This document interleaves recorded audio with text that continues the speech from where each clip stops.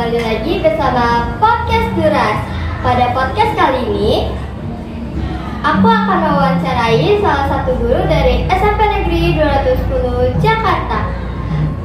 Sebelumnya, perkenalkan terlebih dahulu, aku Tifa Oktaviani sebagai pewawancara dan Ibu Nur Fajria Suraya selaku Ketua Pelaksana P5 Kewirausahaan yang akan menjadi narasumber.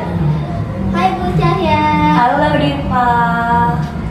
Oke Bu Cahya, yang pertama-tama aku mau tanyain, dari proyek P5 Kewirausahaan kemarin, kira-kira temanya apa ya Bu? Temanya kewirausahaan dengan topik membangun jiwa wirausaha sejak dini. Nah, kalau tujuan untuk P5 Kewirausahaan ini tuh apa sih Bu? Tujuan P5 untuk kewirausahaan sebenarnya kita tuh yang namanya anak-anak kecil itu harus punya jiwa wirausaha.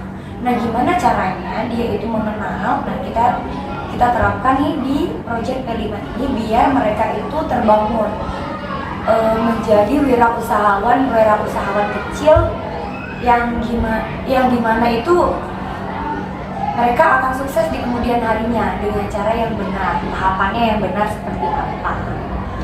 Oh, seperti itu ya Bu. Menurut saya memang bagus sih kalau buat P5 Kewirausahaan saat ini, karena di masa globalisasi ini pasti banyak siswa yang ingin mencoba-coba jualan untuk mencari dana untuk tambahan uang jajan. Oke, selanjutnya Bu, tujuan Ibu itu tercapai gak ya Bu kira-kira?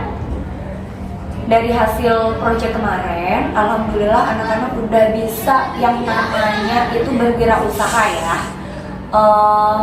Dia jualan, dia dapat untung, ada juga yang dapat rugi. Oh seperti ini ya Bu, rugi itu rasanya. Oh seperti ini ya Bu, rasanya untung itu seperti apa. Jadi kita itu membangun jiwanya dia seperti apa pengusaha itu, atau rasanya dia sebagai pedagang itu seperti apa, dan pembeli itu seperti apa. Oh ini cara berniaga seperti itu ya. Dan alhamdulillah tercapai. Oke, alhamdulillah tercapai ya Bu. Selanjutnya, kira-kira yang udah dilakuin saat P5 kemarin tuh apa aja sih Bu? Untuk tahapan P5 kemarin itu murid atau peserta didik melalui wawancara dulu nih, pengenalan wawancara ke kantin-kantin dulu, yaitu dia mengenal gimana sih rasanya jadi pedagang sebelum dia terjun sendiri nih sebagai pedagang atau wirausahawan. Dia harus kenal gimana Bu keluh kesahnya sebagai pedagang seperti apa. Nah, itu yang kedua.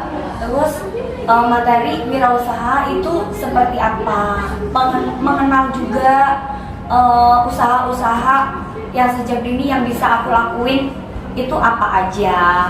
Terus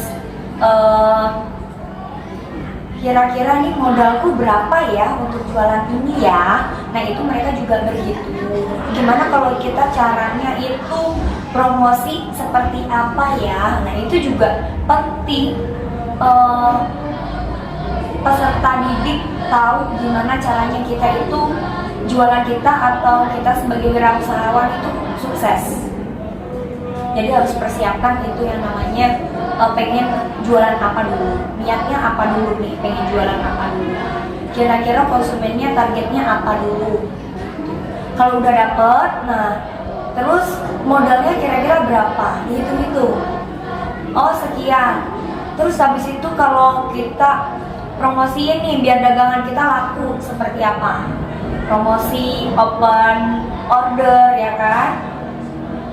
Berapa kamu mau order enggak? Nah bikin kanva lah mereka ya kan, atau enggak lewat WA, lewat TikTok kalau bisa.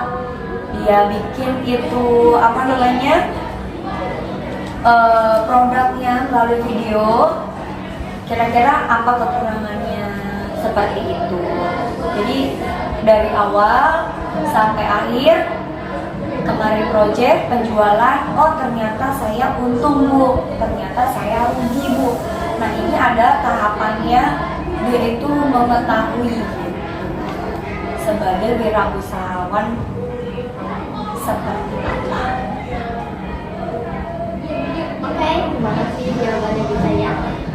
Setelah mendengar jawaban dari Ibu, kira-kira bagaimana harapan Ibu untuk proyek P5 ke depannya?